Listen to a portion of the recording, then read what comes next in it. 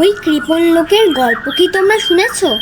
যে চিনির কোটার পিঁপড়া ফেলে দিত না, অন্য একটা কৌটায় জমা রাখত।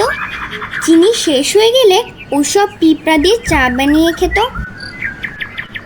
এগুলো গল্প কথা, বাস্তব জীবনে এরকম ভয়ঙ্কর কৃপণ থাকে না। তবে একেবারেই যে থাকে না তা নয়। আজহার উদ্দিন খাঁ এরকমই একজন কৃপণ। ভদ্রলোকের বয়স 53। নারায়ণগঞ্জে তার 2টি গেঞ্জির কারখানা আছে। কারখানা থেকে তার মাসে 70,000 টাকা আয় হয়। ঢাকা শহরে তার 3টি বাড়ি আছে। সবকটা ভাড়া দিয়ে তিনি মালিবাগে 3 কামরার একটি বাড়ি ভাড়া করে থাকেন। এত বড় বাড়ি তার প্রয়োজন নেই বলে এখন 2 কামরার ফ্ল্যাট খুঁজছেন। যাকে পান তাকেই বলেন, এত বড় বাড়ি দিয়ে আমি করবটা কি? একা মানুষ, আমার একটা রুম হলে চলে যায়। সারাদিন কাজকর্মে থাকি, রাতে এসে ঘুমিয়ে থাকি। তার জন্য 3টা ঘরের দরকার কি? ঘর বেশি হলেই তো আর ঘুম ভালো হবে না।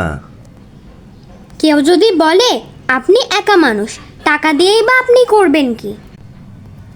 তখন তিনি এমন দৃষ্টিতে তাকান যেন মনে হয় এত অদ্ভুত কথা তিনি তার জীবনে শোনেননি, প্রথম শুনলেন। এক বর্ষাকালের কথা, রাত 9টার মতো বাজে। নারায়ণগঞ্জ থেকে তিনি সবে ফিরেছেন।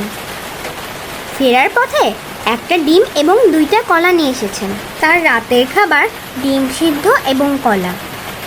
টিনের কৌটায় টোস্ট বিস্কুট আছে, একটা টোস্ট বিস্কুট। তিনি মনে করেন জীবন রক্ষার জন্য যতটুকু খাওয়া প্রয়োজন তার বেশি খাওয়া অপরাধের মতো।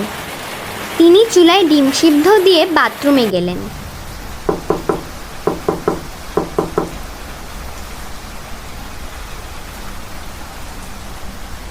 দরজা খুলতেই দেখেন একজন যুবক দাঁড়িয়ে আছে।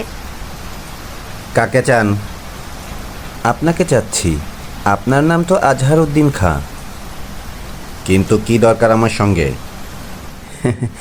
আমি আপনার কাছে একটা জিনিস বিক্রি করতে এসেছি। আমার কোনো জিনিসের দরকার নেই। আমি যে জিনিস বিক্রি করতে এসেছি তার সত্যি আপনার কোনো দরকার নাই। তবে আপনি ব্যবসায়ী মানুষ। ব্যবসায়ী মানুষ লাভ লোকসান ভালো বুঝে। আমার জিনিসটা যদি আপনি কিনে রাখেন তাহলে 1,50,000 টাকা লাভ করতে পারবেন।